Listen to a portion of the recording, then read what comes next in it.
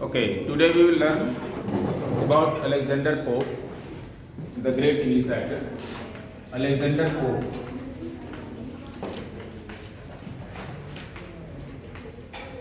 Okay, he is commonly known as Pope. Pope उनका title है और एक पोप और होते हैं जो चर्च वाले हेड होते हैं। चर्च का जो सबसे बड़ा हेड होता है उसको पोप कहते हैं, ठीक है। जो कि ज़्यादातर मतलब एक तरह से कहा जाए कि चर्च का जो सिस्टम है उसमें अलग अलग पोस्ट होते हैं। कोई डायसिस होता है, कोई बिशप होता है, कोई एल्डर होता है, कोई विकर होता है। ऐसे लास्ट वाला जो हाईएस्ट जो पद है वो पोप होता है। तो वो वाला पोप नहीं है ये, ठीक है। ये राइटर हैं अलेक्जेंडर पोप, इनका नाम है, उसमें टाइटल लगा है पोप, ठीक है। सो 1688 to 1744, okay, 1688. This year is also called as 1688, the year of glorious revolution.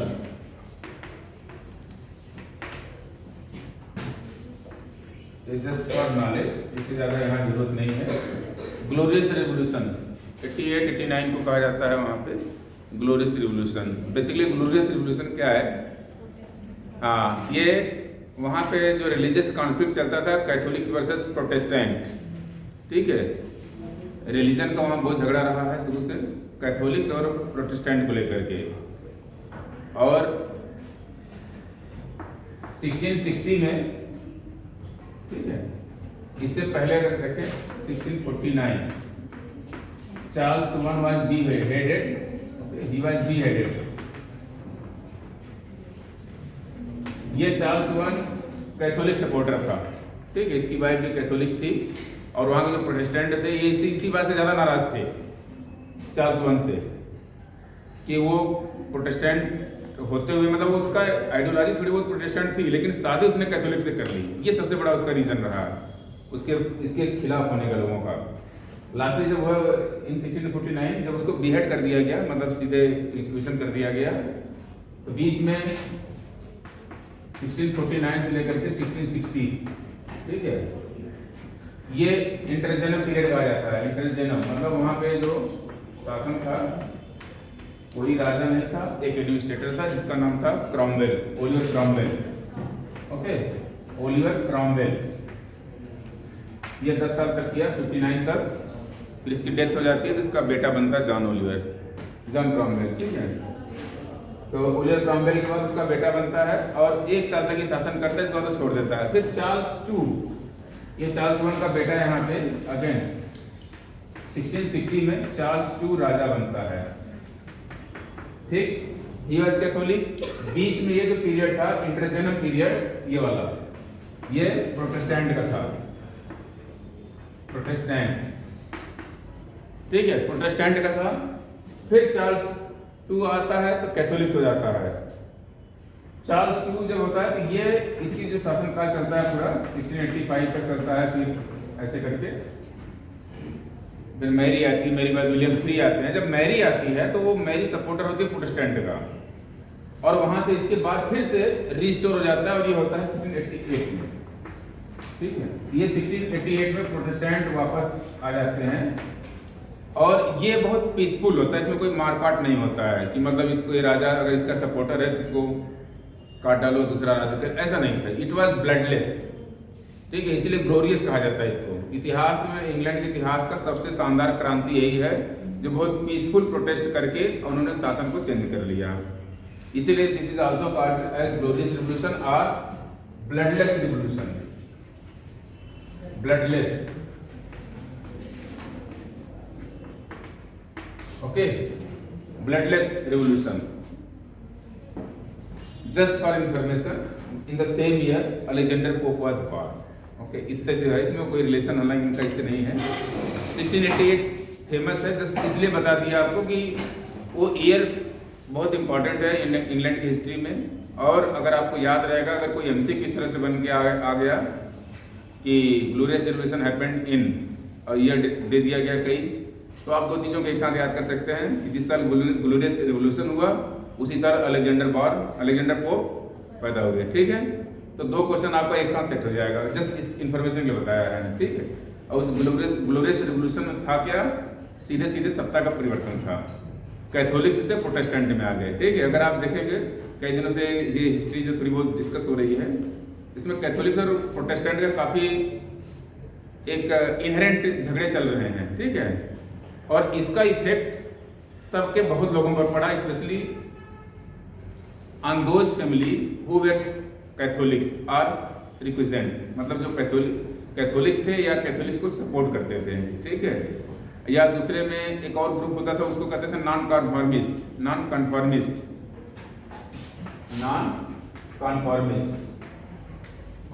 ये एक ग्रुप होता था जो प्रोटेस्टेंट की तरफ झुका हुआ था, लेकिन 100% प्रोटेस्टेंट भी नहीं था।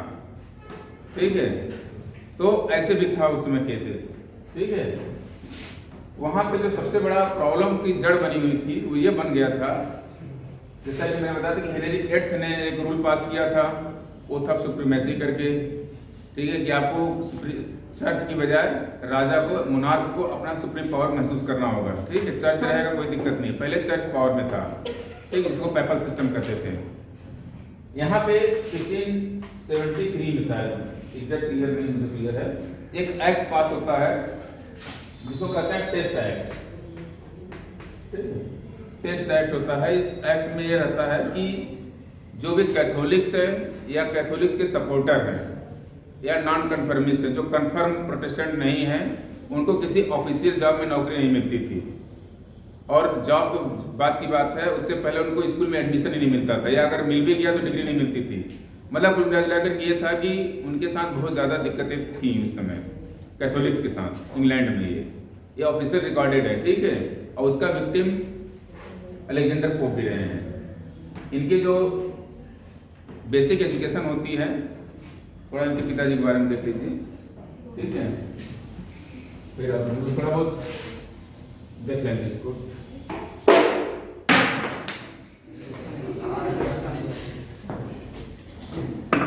ओके, तो इनके फादर का नाम भी वही है जो इनका नाम है। रोमन कैथोलिक नाम है पिताजी का। आगे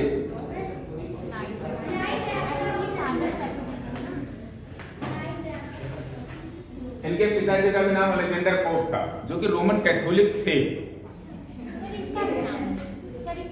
इनका भी नाम अलेक्जेंडर पोप है, इनके पिताजी का भी नाम अलेक्जेंडर पोप है। ठीक है, अभी हम लोग देख रहे थे सब वहाँ ऐसे ही है। इससे पहले जॉन डन थे, उससे पहले मिल्टन थे। ठीक है, तो सब बाप बेटे का नाम एक ही है। इनके माता का नाम था एडिथ। ये फादर लाइक सन। हाँ, लाइक फादर लाइक सन। हाँ, लाइक फादर लाइक सन। ठीक है, हाँ, ये लिनियन मर्चेंट थे, कपड़े का व्यापारी थे बेसिकली। ठीक है, अच्छा एक चीज आप लोगों ने देखा होगा कि जितने राइटर हैं, जितनी हिस्ट्री हम लोग पढ़े, इसमें कोई गरीब परिवार से नहीं था। ठीक है, चाहे शेक्सपियर हो, चाहे मिल्टन हो, चाहे डन हो, चाहे अलेक्जेंडर है। ठीक है, सभी के पिताजी अच्छे खासे व्यापारी थे या पैसे वाले थे, कोई बहुत गरीब घर का नहीं था, क्योंकि एजुकेशन इतना मुश्किल था कि बाकी लोग ले नहीं पाते। ठीक है, सो अलेक्जेंडर पोप इनके पिताजी का भी नाम है और इनका भी नाम है। ठीक है, so do not get confuse. अभी तक हम लोगों को 3 लोग मिला ऐसा जिसके बाप बेटे का नाम एक ही है। ठीक, पहले था जॉन मिल्टन, फिर जॉन डन, फिर अलेक्जेंडर पोप।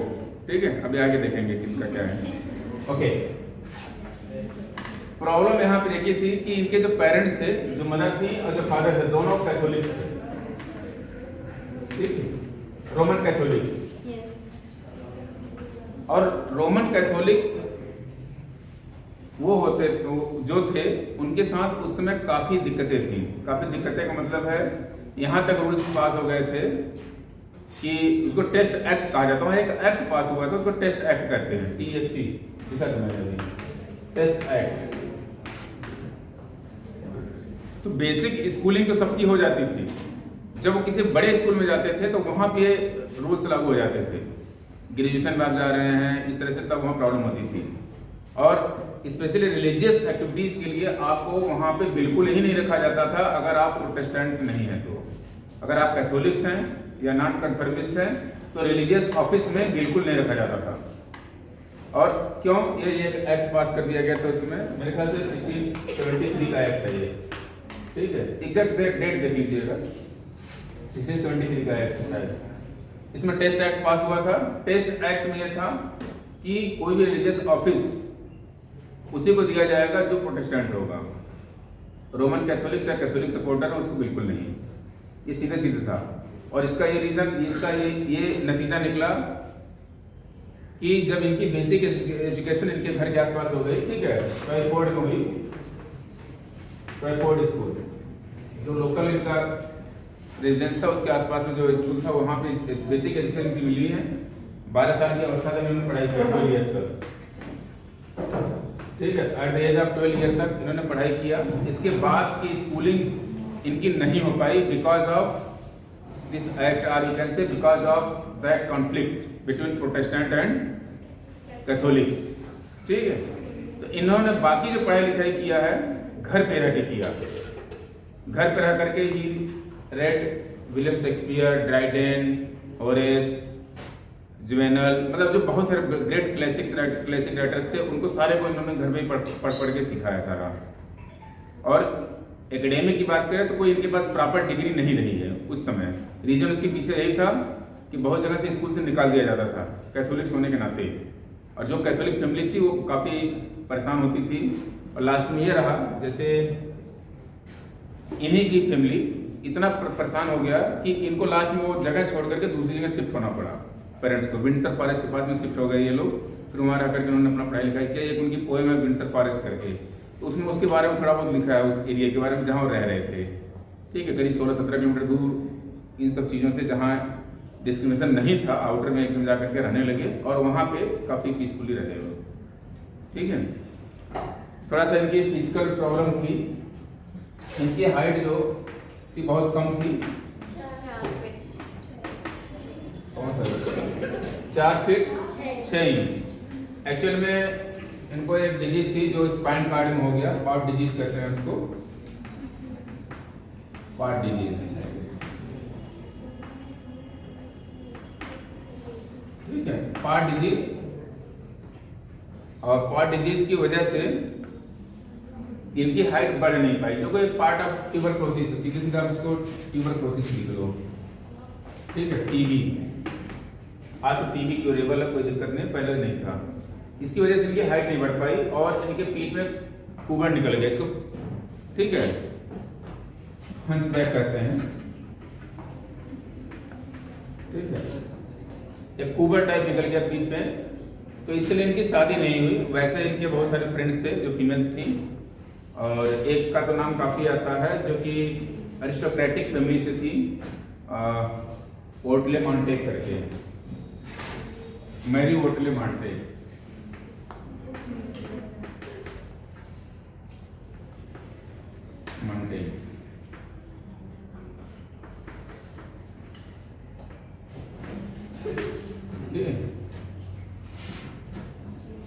ये वोटले मॉन्टेग काफ़ी अरिस्टोक्रेटिक क्लास से थी, वो भी एक राइटर थी और बहुत ही हाई क्लास फैमिली से बिलोंग करती थी, ये भी इनकी फ्रेंड थी, और एक दूसरे को पोएम्स वगैरह लिखते रहते थे सारे लोग, ठीक है।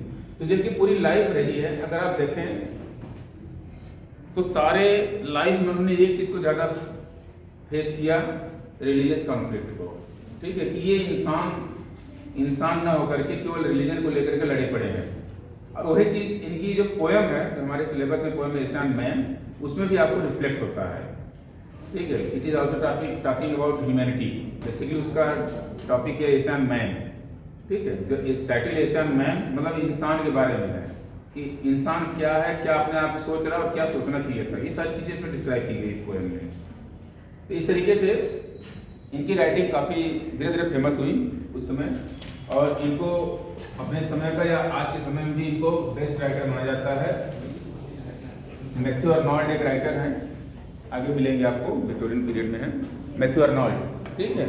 इन्होंने कहा कि ड्राइडन एक राइटर और थे इन्हीं के साथ के, so Dryden and Pope are not classics of our poetry, they are classics of our prose, ठीक है, तो इनको क्लासिक्स माना गया, मतलब ग्रेट राइटर। क्लासिक्स मतलब जिसका उच्च कोटि का हो राइटिंग, उसको क्लासिक्स कहते हैं। ठीक है, बाकी इनकी डेथ 1744 में हो गया। इनकी राइटिंग का इम्पैक्ट या इनका इम्पैक्ट लिटरेचर पे इतना अधिक रहा है कि आप अगर लिटरेरी डिवीजन को देखें तो 1700 से लेकर के 1744, और से कुछ राइट बुक में 45 में लिखते हैं, इस पीरियड को कहा जाता है एज ऑफ पोप। ठीक है, एज ऑफ पोप। एक्चुअल में पूरा जो लिटरेचर की हिस्ट्री है 1660 तक हमें क्लियर है कि रिस्टोरेशन स्टार्ट हो गया वहां पे, 85 तक रिस्टोरेशन चला, वो रिस्टोरेशन रन करता है 1700 तक। ठीक है, 1700 के बाद का जो पीरियड है उसमें साइंस बहुत तेजी से ग्रो कर रहा था। इंग्लैंड में साइंस और साइंटिफिक थॉट्स बहुत तेजी से ग्रो किया और हर चीज में तर्क करने लगे व्यक्ति, इंसान हर चीज में तर्क करने लगा, रेशनल होने लगा। और उसका इम्पैक्ट ये पड़ा कि उस एज को एज ऑफ साइंस भी कहा जाने लगा, इसी पीरियड को। ठीक है, 1700 से लेकर के या 1660 ऑनवर्ड से लेकर के 1800 तक, 1798 सीधे सीधे कह लीजिए, इसको एज ऑफ रीजन भी कहा गया, क्योंकि साइंस बहुत तेजी से ग्रो कर रहा था। एज ऑफ इनलाइटमेंट कहा गया,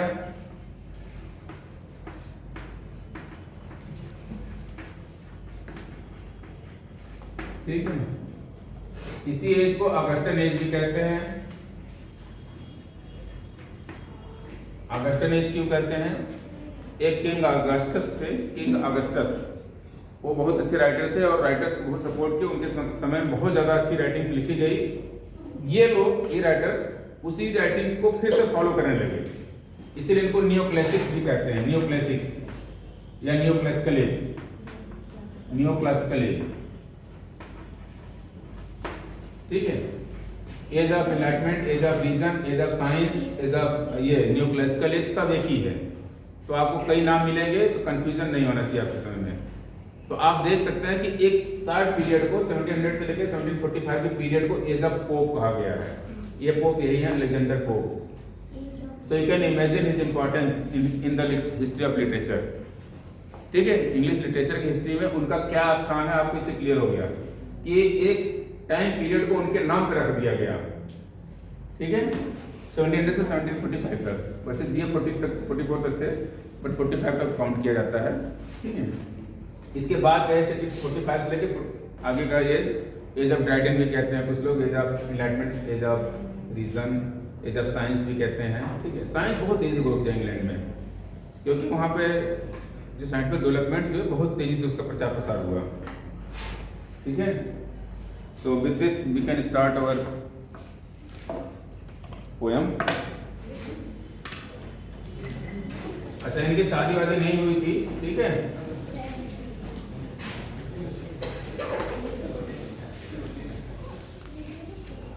छोटे से थे। Okay, so you can open this poem, Essay on Man। Essay on Man एक poem है ना।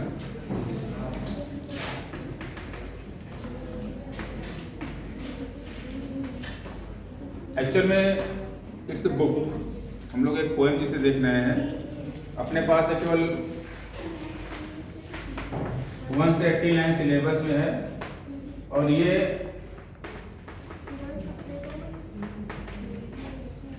चार पार्ट में बुक लिखी गई है। उसको एपिसोड्स कहते हैं। 4 एपिसोड्स हैं, 4 एपिसोड्स। और एपिसोड 2 है essay on man, which talks about humanity और मैनकाइंड। इसकी जो फर्स्ट 18 लाइन्स है, फर्स्ट टू 18 लाइन्स, उसके बारे में हमने पढ़ना है, यहाँ पे सिलेबस में है। ठीक है, so you can note down. Basically this poem was written to first Viscount of Bolingbroke।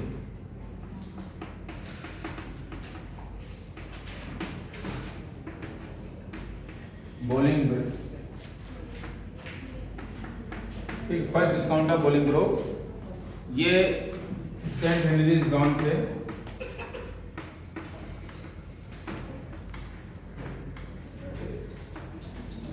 ये फर्स्ट विस्काउंट ऑफ बोलिंगब्रोक। इनको एक पत्र के माध्यम से इस पोएम को लिखकर उन्होंने भेजा था। ठीक है, एक लेटर लिखा था जो 4 एपिसल्स हैं वो चारों एपिसल्स क्या क्या हैं आप नोट कर लीजिए।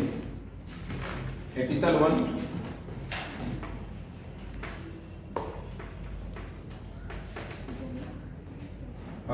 Mains relation with universe, man's relation with universe.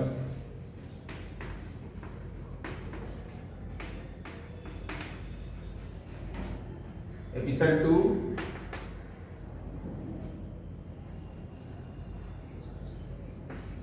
concentrates on man himself.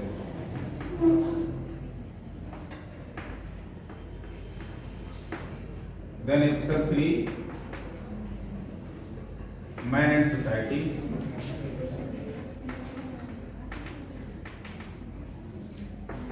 Then episode 4, man and his happiness.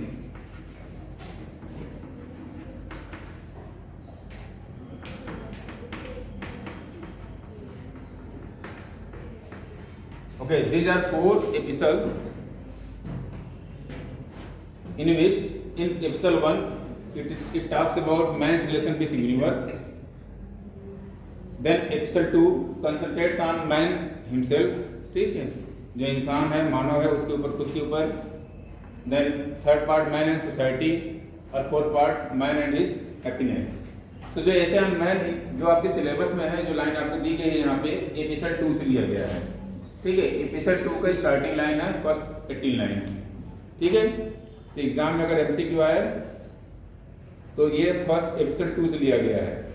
इसकी लाइन बहुत फेमस है काफ़ी, और अलेक्जेंडर पोप की बहुत सारे quotations Oxford dictionary of quotations में नोटेड हैं. ऑक्सफोर्ड डिक्शनरी ऑफ कोटेशंस अगर आप देखेंगे तो उसमें बहुत सारे कोट्स अलेक्जेंडर पोप का है. आप लोगों ने सुना होगा टू आर इज ह्यूमन, नहीं सुना? To err is human to forgive divine, सुना होगा? नहीं सुना? गलती करना मनुष्य का काम है और क्षमा करना ईश्वर का या ईश्वरीय है, ठीक है. नहीं, अगर आप क्षमा करते हैं तो आपके अंदर एक डिवाइन फीलिंग है. सो जो टू आर इज ह्यूमन है ये दिया हुआ इन्हीं का है, इन्हीं कोटेशन है. सब लोग पोएम देखते हैं इसको. हाँ, इन्होंने एक लेटर के माध्यम से इसको बोलिंगब्रग को भेजा था, उसको डेडिकेट किया था इस पोएम को. ये कंसंट्रेट्स ऑन मैन हिमसेल्फ, मतलब जो एपिसोड 2 है मैन के बारे में बताया जाता है, ठीक है. आप टाइटल अगर लिखना है तो मैन हिमसेल्फ लिख लीजिए. टाइटल ऐसा मैन है बेसिकली इसका.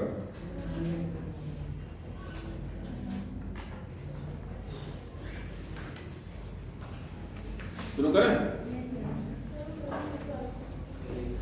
निकाल लीजिए आप पोएम, और जिसके पास बुक्स नहीं मोबाइल वगैरह में देख सकते हैं. Okay, see know then thyself. Actual में इस पोएम को लिखने की जरूरत क्या पड़ी है समझिए पहले यहाँ पे थोड़ा सा.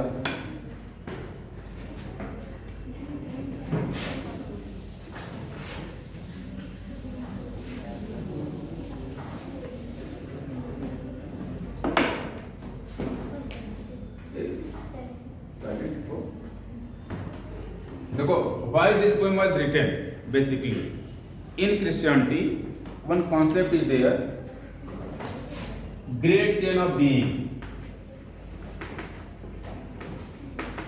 great chain of being. ये सब सुना होगा, अगर आप सुना होगा तो. ये ऐसा बिलीफ सिस्टम है वहाँ पे, या ऐसा है कि ये जो सोशल, ये यूनिवर्सल ऑर्डर है, मतलब जो क्रम है वो एक ऑर्डर में है, और वो ऑर्डर ईश्वर ने खुद बनाया है. ऑर्डर क्या है उसको देखिए भी समझ में आ जाएगा. सबसे टॉप पे गॉड है, देन एंजल्स,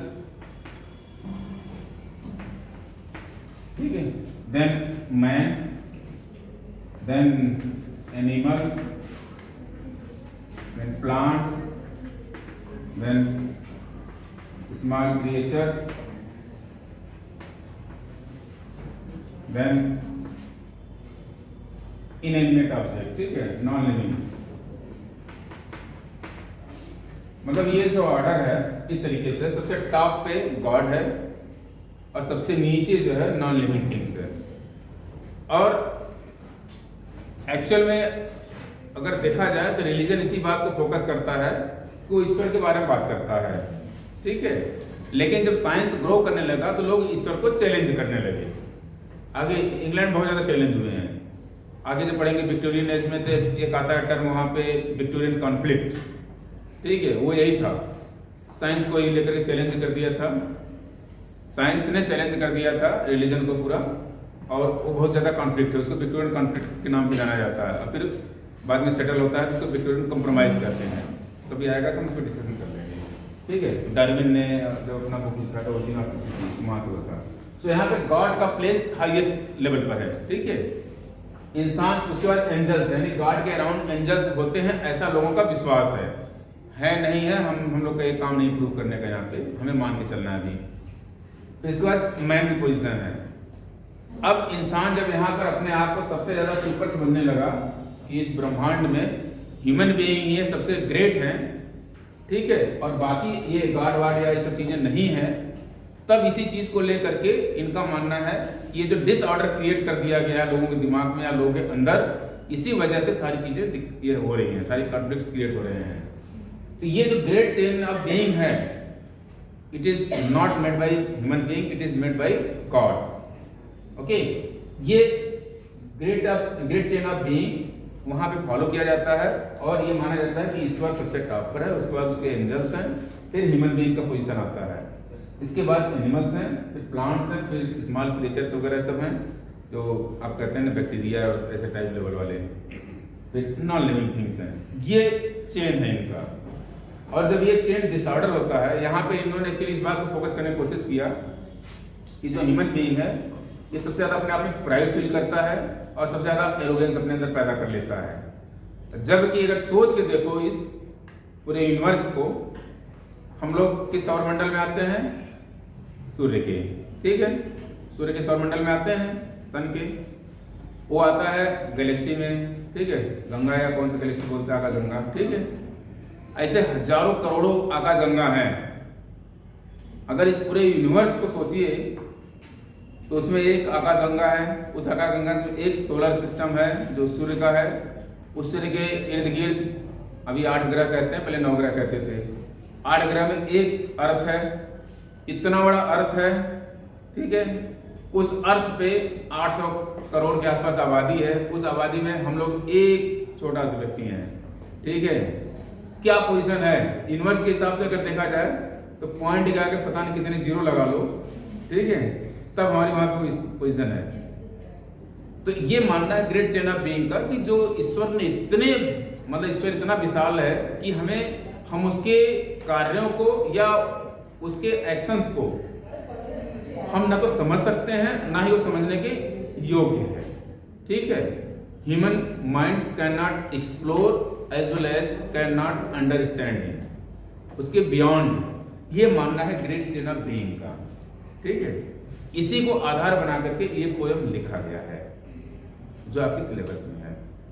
आई होप कि ये चीज़ समझ में आई होगी कि यहाँ पे जो ह्यूमन बीइंग अपने आप को सुपरमैन समझने लगे हैं या अपने आप को और ज़्यादा समझने लगे हैं, they have put themselves above God, okay.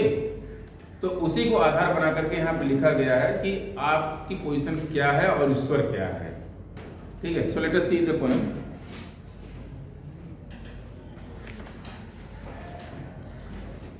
अब यहाँ पे पहला लाइन देखिए, know then thyself, know then thyself, presume not God to scan, the proper study of mankind is man, ठीक है।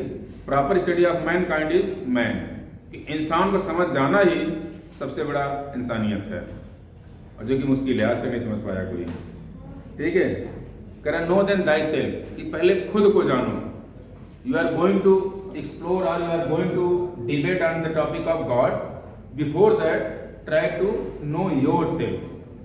yourself मतलब यहाँ पे ह्यूमन बीइंग के लिए कहा गया है, ठीक है, कि पहले खुद को जानो, खुद को समझो, फिर आना। क्यों? क्योंकि चेन में आप ऊपर हो, मतलब गॉड ऊपर है, तो पहले यहीं पर आप इसी को समझ लो, फिर इधर तक आना समझने के लिए, ठीक है। ये चीज इनका कहना है कि पहले आप जहाँ पर हो, मैन जिस पोजीशन पर है, पहले मैन अपने आप को समझे, फिर एंजल और गॉड को समझने का प्रयास करे। अच्छा, ये सारी पोएम्स इनके हीरोइक कपलेट में लिखा है, कपलेट में लिखा है हीरोइक कपलेट। ये master of heroic couplet. Heroic couplet समझते हैं ना? Yes, sir. 2 लाइन्स पोएम, मतलब 2-2 लाइन की दोहा जिसे कहते हैं। आइएम्बिक पेंटामीटर में लिखा होगा, पेंटामीटर समझते ही है, आइएम्बिक पेंटामीटर में लिखा होगा, राइमिंग स्कीम उसकी सेम होगी, ठीक है, ए होगा। तो हीरोइक कपलेट में लिखा गया है, ये 2-2 लाइन है, ये दिया एक साथ है लेकिन है 2-2 लाइन ही। Know then thyself, presume not God to scan। presume का मतलब है don't try to assess,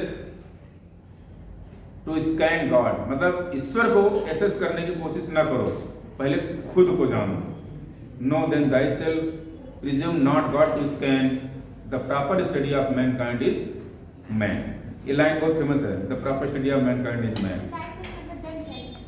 So thyself मतलब themselves. अपने आप themselves मतलब खुद के लिए, मतलब आप ये actually basically this poem is didactic. इस पोएम को कहा जाता है डायडेक्टिक, मतलब उपदेशात्मक टाइप, उपदेशात्मक है, ठीक है, कि आप पहले खुद को जानो, खुद को समझने का प्रयास करो। डू नॉट ट्राई या do not assume to access to God, ठीक है, बिकॉज गॉड इज अनअंडरस्टैंडेबल, ठीक है, इट इज ही इज या it is beyond your the capacity of human minds. ये ग्रेट चेन ऑफ बीइंग के अनुसार है, ठीक है। So placed on this isthmus of middle state, of being darkly wise and only great। there are placed on this isthmus of middle state। isthmus मतलब एक स्थान जो दो के बीच में हो, ना इधर का ना उधर का, ठीक है। ये ह्यूमन बीइंग ना तो एनिमल साइड में है और ना ही एंजल है। कह रहा है isthmus मतलब बीच का स्थान में, डाउटफुल है। कभी कभी इसका बिहेवियर एनिमल या बिस्टली होता है और कभी कभी एंजल टाइप होता है, ठीक है। आपने सुना होगा कि भैया वो तो हमारे लिए देवता हैं, ठीक है। देवता का मतलब देवता थोड़ी ना आ गए, उनके एक्शंस, ठीक है। तो ये इन बिटवीन स्टेट में फंसा हुआ है इंसान, इसी से को लिख रहा है यहाँ पे। कह रहा placed on this isthmus of a middle state, of being darkly wise and rudely great। darkly wise, ठीक है, देखो ऑक्सीमोरॉन है यहाँ पे। डार्क किस चीज को सिंबलाइज करता है? निगेटिव चीजों को, निगेटिव चीजों को डार्क सिंबलाइज करता है, और वाइज हो गया पॉजिटिव चीजों के लिए।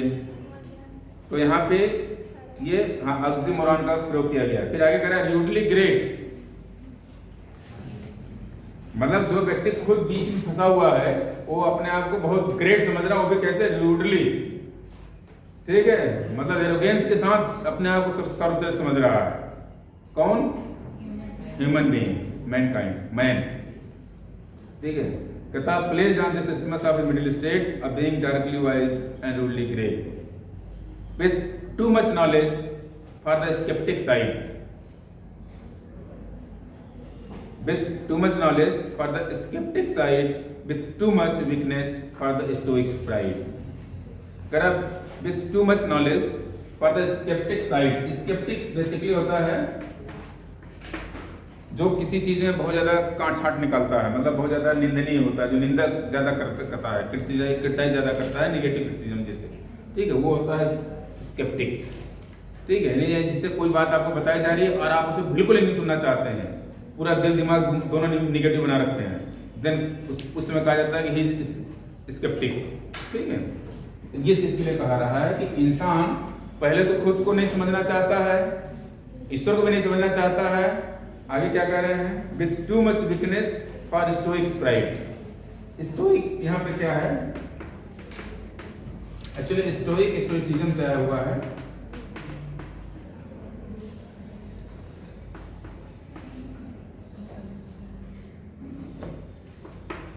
स्टोइसिज्म एक फिलोसफी थी, ग्रीक फिलोसफी, ठीक है। ये इसको ठेठ में अगर समझें लोकल भाषा में, तो आप कोई कार्य रोज करिए, चाहे वो कार्य अच्छा हो चाहे बुरा हो, धीरे धीरे आपको इसकी आदत पड़ जाती है। जब आदत पड़ जाती है तो ना तो आप उसको अच्छा सोचते हैं ना बुरा सोचते हैं, जैसे चलती रहती है जिंदगी, ठीक है। जैसे किसी घर में मान लीजिए कि कोई हस्बैंड है, दारू वारू पी के आ गया घर में, तो वाइफ शुरू में 2 दिन 4 दिन 10 दिन बोलती है, झगड़े भी करती है। फिर जब हस्बैंड के उसमें कोई परिवर्तन नहीं होता है धीरे धीरे बेचारी उसको स्वीकार कर लेती है। ठीक है, जब ऐसा स्टेट आ जाता है तो उसको स्टोइक कहते हैं। ठीक है, तो इंसान भी वैसे ही है, जो उसका प्राइड है वो स्टोइक वाला प्राइड है, नॉलेज नहीं है। आप देखेंगे कभी कार वाला उतर के आपसे झगड़ा करता है नहीं, लेकिन ई रिक्शा वाला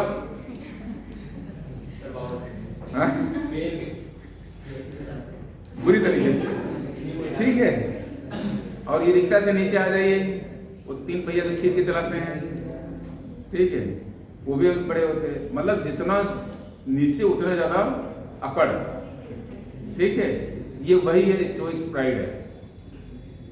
ठीक है, स्टोइक्स प्राइड यही है उनका कि जो है उनके अंदर उसी को ही सर्वश्रेष्ठ और सबसे बेस्ट मान करके उसी को प्राइड फील कर रहे हैं।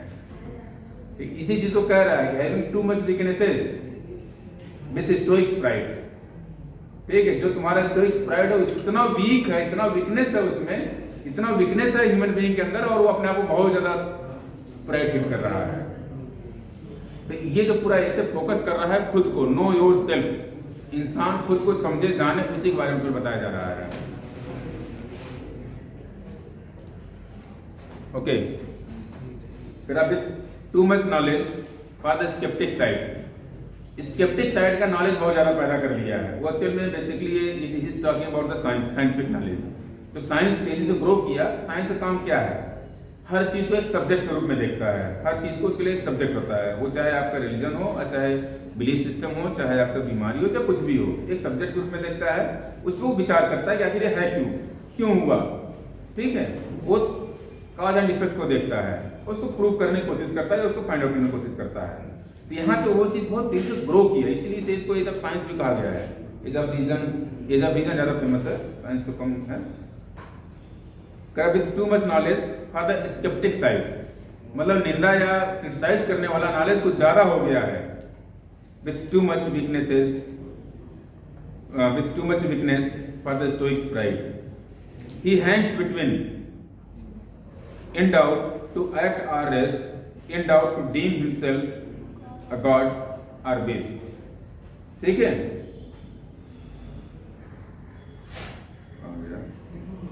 he hangs between, मतलब he मतलब ह्यूमन बीइंग के लिए है।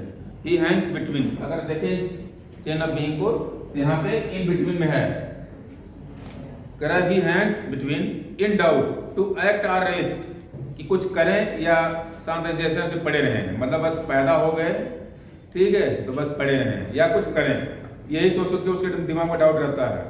In doubt to deem himself a god और beast. In doubt to deem मतलब कंसीडर करना, तो अपने आप पूरी लाइफ में ही कंफ्यूज रहता है कि अपने आप को गॉड की इक्विवेलेंट समझ रहा है या अपने आप को बीस्ट के नीचे बराबर। मतलब ये अपने अंदर एंजेलिक क्वालिटी पैदा करने की कोशिश कर रहा है या बीस्टली क्वालिटी है। इसी डाउट में कि किस साइड जाऊं, ठीक है, किस तरफ मतलब मैं बढ़ूं, इधर एंजेलिक क्वालिटी की तरफ बढ़ूं या बिस्टली, ठीक है, एनिमल साइड में। एनिमल साइड में मतलब एनिमल नहीं बन जाएगा, मतलब उसकी जो हरकतें होगी वो इनह्यूमन हो जाएंगी। ठीक है,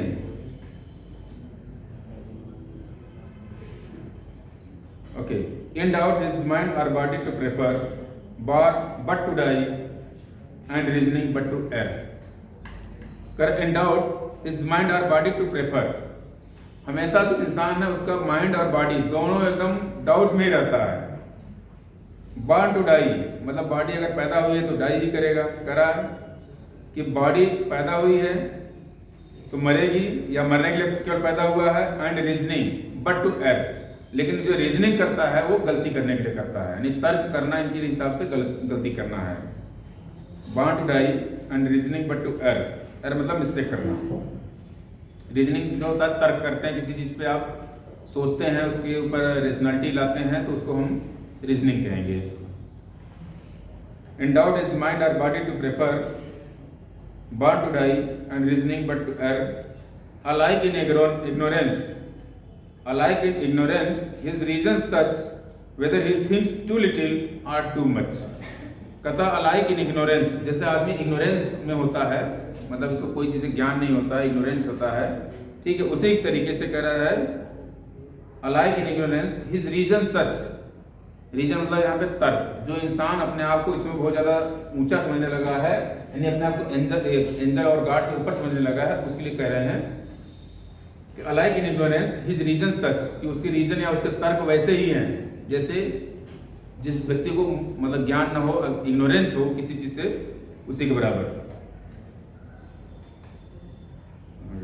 alike in ignorance his reason such whether he thinks too little or too much, या तो एकदम नहीं सोचता है या तो बहुत ज्यादा सोचता है। chaos of thought and passion all confused, still by himself abused or disabused। कह रहा chaos of thought, अगर आप बहुत ज्यादा सोच रहे हैं या एकदम नहीं सोच रहे हैं तो आप एक डाउटफुल स्टेट में पड़े रहेंगे हमेशा, you will not get clear. उसके लिए कह रहा chaos of thought and passion, आपके अंदर जो इमोशंस है, आपके जो थॉट्स है, उसका एक chaos हो जाएगा। chaos मतलब एक उथल पुथल आपके दिमाग में हो जाएगा। chaos of thought and passion all confused, खुद को भी कंफ्यूज कर लिए और बता के दूसरे को भी। तो इनके अनुसार कहने का है कि पूरा ह्यूमन रेस है जो इन स्टेट ऑफ कंफ्यूजन, ठीक है। chaos of thought and passion all confused, still by himself abused or disabused, ठीक है। himself abused का मतलब है कि खुद को ही कई बार आदमी कोसने लगता है, गाली देने लगता है, उसी चीज को कहता है। क्यों? क्योंकि उसके माइंड में जो थॉट्स है वो chaos पैदा करती है। थॉट क्यों आए कि या तो बहुत ज्यादा सोचता है या नहीं सोचता है। जब बहुत ज्यादा सोचता है तो उसकी सोच रीजनिंग मतलब उसकी जो सोच है या उसकी जो तर्क है या थॉट्स है वो बहुत रीजनेबल नहीं है। Created half to rise and half to fall, great lord of all things, yet a prey to all। correct, created half to rise and half to fall। created half to rise half to fall का मतलब है जो इंसान है वो ऊपर भी उठ सकता है, मतलब अपने अच्छे कर्मों से ऊंचा, या तो वो नीचे भी कर सकता है, यानी उसके पास दोनों ऑप्शन इक्वली है। created half to rise, created half to fall का मतलब है it is now up to you whether you have to rise or you have to fall down, okay। great lord of all things, yet a prey to all। जो great lord of all things, great lord मतलब यहाँ पे God के लिए है, ठीक है। all things, yet a prey to all, फिर भी हम सभी लोग इस ग्रेट चेन में देखा जाए तो एक दूसरे के ऊपर एक डिपेंडेंसी है। यहाँ पे सब चीजों की डिपेंडेंसी एक दूसरे के ऊपर है। जो साइंस में देखेंगे तो एक टर्म आता है फूड चेन, पढ़ाते हैं फूड चेन, ये इसको खा रहा वो उसको खा रहा, ऐसे ऐसे करके पूरी एक सर्किल बन जाती है, फूड चेन बनता है वहाँ पे, ठीक है। उसी तरीके से यहाँ ह्यूमन साइकिल का भी एक है ये ग्रेट चेन ऑफ बीइंग, ठीक है। तो इसमें भी एक देखेंगे तो एक डिपेंडेंसी आपको फील होगी। Great Lord of all things, at a pray to all, soul जज of truth, in endless era heard the glory jest and riddle of the world. कह रहा सोल जज ऑफ ट्रूथ, सोल जज of truth, कह रहा खुद को तो जान नहीं पाए और सच्चाई ढूंढने चले हैं ईश्वर की, मतलब व्हाट इज गॉड, ईश्वर क्या है, ये चीज ढूंढने से पहले इंसान खुद को अपने को समझने का प्रयास करे, मतलब नो योर सेल्फ। कह रहा द सोल जज of truth in endless error heard, ठीक है। इन एंडलेस एरर हर्ड मतलब जो हैपेंड होता है, घटित होया, ठीक है। एंडलेस एरर है कि द सोल जज of truth in endless error hurled the glory, यानी ग्लोरी का मतलब है द गॉड्स ग्लोरी, जस्ट मतलब है कि उसके ऊपर मॉकिंग करना या उसके बारे में अनाप शनाप कहना, ठीक है। The glory jest and riddle of the world, riddle मतलब है पहेली जिसे हिंदी में कहते हैं, which is difficult to understand, ठीक है। पहेली जिसे कहते हैं ना, डिफिकल्ट टू अंडरस्टैंड। करे सोल जज of truth in endless error hurled the glory jest and riddle of the world, यानी जो ईश्वर है उसके ट्रुथ को या उसको जानने के जज ना बनो, सीधी सीधी बात है कि सोल जज ऑफ ट्रूथ, कि जो ट्रूथ है वही ईश्वर है, उसी को आप ईश्वर मानिए। इन endless error hurled the glory jest and riddle of the world, यानी जो रिडल ऑफ द वर्ड है, जो दुनिया है, एक पहेली की तरह है, इसमें आप सबके लिए जज नहीं बन सकते, ना ही सबके लिए जज बनना चाहिए आपको। अगर आपको कुछ करना है, आपको कुछ बनना है, कोई ट्रुथ ढूंढनी है, कोई सच्चाई करनी है, खुद के लिए करिए केवल, नो योर सेल्फ और find truth in your self, not in the world, because world is hinderless. ठीक है, सो